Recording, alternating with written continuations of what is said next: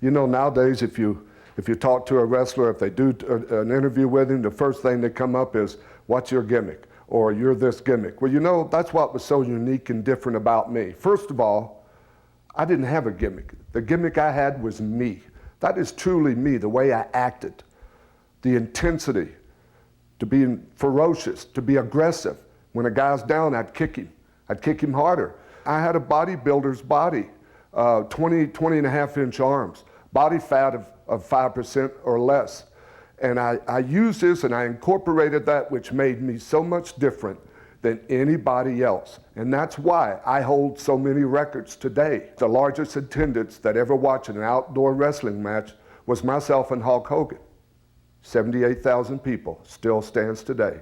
I owe a lot to Eddie Graham for giving me that opportunity, and also for Hiro Masuda, who trained me for 8 months, 5 days a week, and put me through you know what. And it was the toughest thing that I've ever done. I mean, I've been to 4 days in the NFL camps, same thing in college, high school. It didn't come close to what they put me through. They tested me. They tested my will. They wanted to see if I was tough enough. They knew I was an athlete, but they didn't know if I had what it took to be a professional wrestler.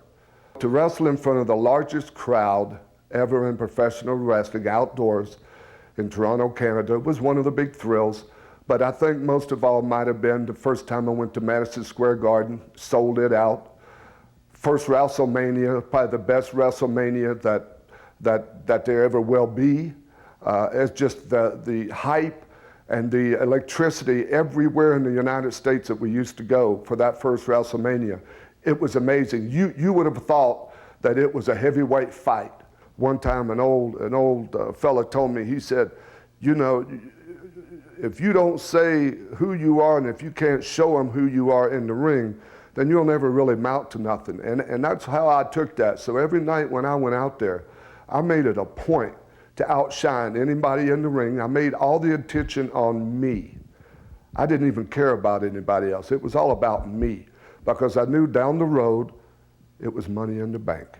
And that's what I did. A lot of my moves and everything that I did was totally different than the way it used to be. And that's why I think I helped change what wrestling is today. And of course, it needs another change, and that's to be back the way I was in the 80s. If you're going to get in this business, you need to bring something to the table. You know, if you're 5'9" and you're 5'6", or you're 6 foot and you got a 38-inch waist and you're fat and you don't work out, come on, man, get real with yourself. Do you think people are going to come and pay to watch you wrestle? You got to be something special. You know, you got to be a giant. You got to have 20-inch arms. You got to be a freak. Was there anybody that was equal to me as far as talent, being aggressive, being vicious, or any of these things? It would have to be a person that possibly played college football, or even pro football, that had that intensity, that had that will to win. Maybe somebody that might have been an Army Ranger or in the Navy SEALs. It would have to be somebody of that caliber to even tickle my feathers, you know. Everybody else was, it was just another walk in the park. But I liked a good, tough match, and I only had a couple of them in my 25 years of wrestling, and both of them were against myself. The first time that I wrestled Hulk Hogan, I believe it was in Poughkeepsie, New York, at a TV.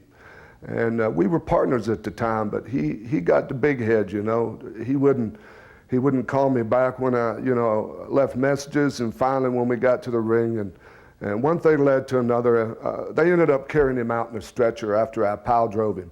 And I would say from that time on, and that was, you know, I like that, because I like hurting people to start with. And doing that for him, and just to teach him a lesson, you know, a lesson that his mama and daddy should have done a long time ago, and I had to do it.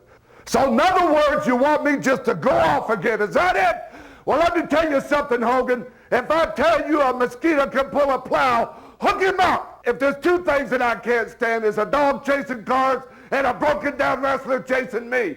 Hogan, you got a little of both in you. I'm gonna break you and I'm gonna spank you like your mama should have done a long time ago.